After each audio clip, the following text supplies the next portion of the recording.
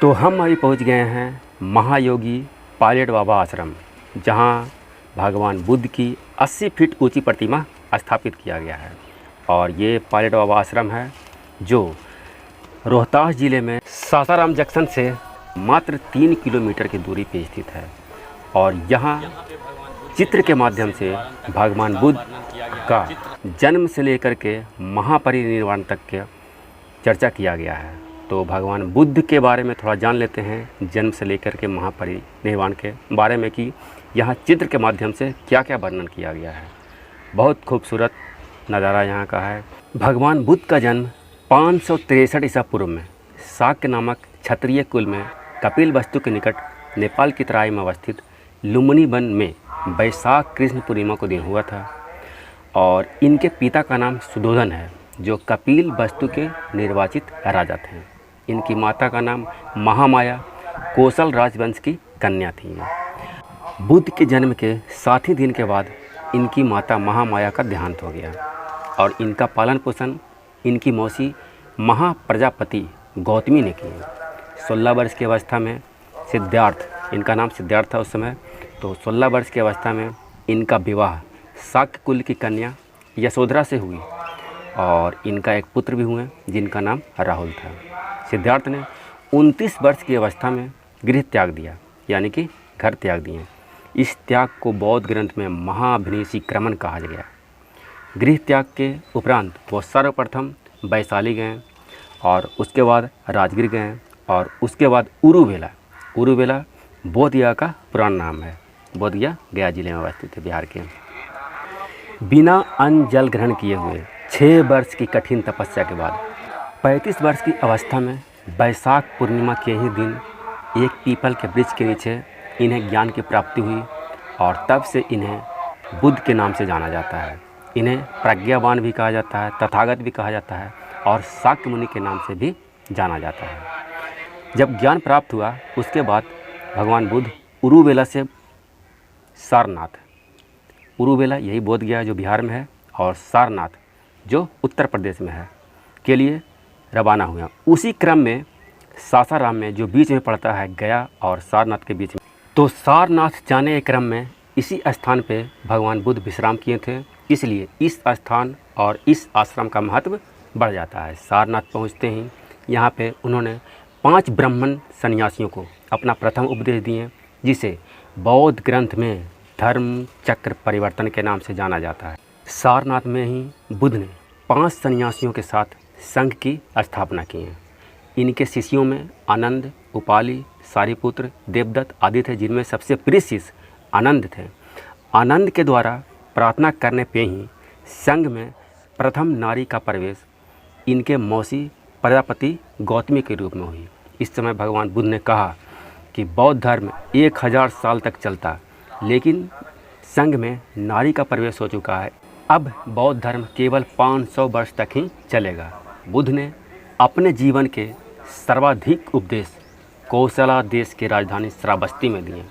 इनके प्रमुख अनुयायी शासकों में प्रसेनजीत, बिंबिसार, अजातशत्रु, उदयन ये थे प्रमुख राजा अनुयायी।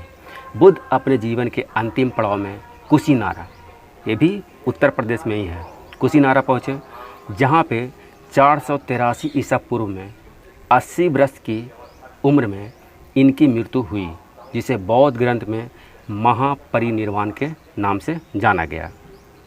उन्होंने कहा कि संसार दुखमय है और लोग केवल काम यानी कि इच्छा के कारण ही दुख पाते हैं। यदि काम पर विजय पाई जाए तो निर्वाण प्राप्त हो जाएगा, जिसका अर्थ है कि जन्म और मृत्यु के चक्र से मुक्ति इसी जीवन में मिल जाएगी।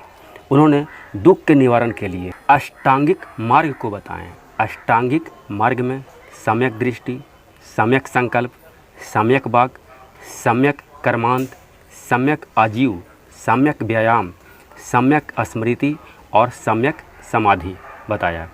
इनकी शिक्षा है कि न तो अत्यधिक विलासिता के जीवन जिए और ना ही अत्यधिक संयम के जीवन जिए। बुद्ध मध्यम मार्ग के समर्थक थे और ये हैं आदि योगी पायलट बाबा।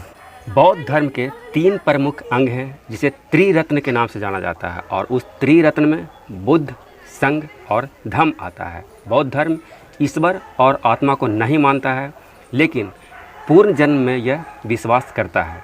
बौद्ध धर्म शुरू में दार्शनिक वाद विवादों के जंजाल में फंसा नहीं था, इसलिए यह सामान्य लोगों का भाषा पाली का उपयोग किया और इस प्रकार बौद्ध धर्म ब्राह्मण धर्म से अधिक उदार और अधिक जनतांत्रिक था और अधिक ब्राह्मण धर्म से अधिक फैला। मौर्य वंश के सम्राट अशोक ने अपने धर्मदूतों के द्वारा इस धर्म को मध्य एशिया, पश्चिमी एशिया और श्रीलंका में फैलाया और इसे विश्व धर्म का रूप भी दिया।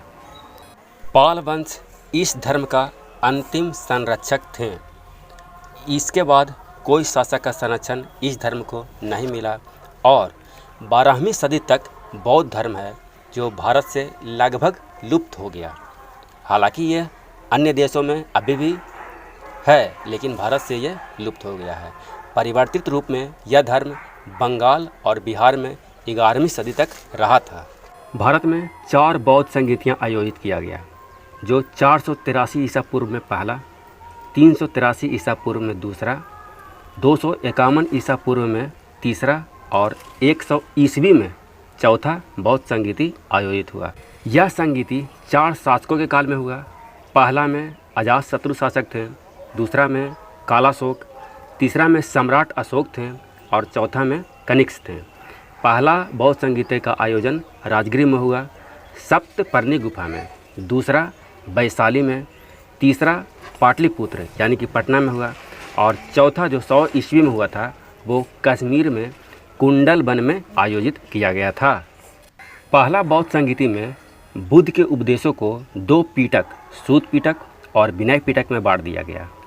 दूसरा बौद्ध संगीति में मतभेद की उपस्थिति में बौद्ध धर्म 2 भागों स्थाविर एवं महासंगिका में बट गया। तीसरा बौद्ध संगीति में अभिधम पीटक को संकलित किया गया तथा संघ भेद रोकने के लिए कुछ कठोर नियम बनाए गए और चौथा बौद्ध संगीति में बौद्ध धर्म को 2 संप्रदायों हीनयान एवं महायान में विभाजन कर दिया गया। तो एक बार अवश्य पधारें।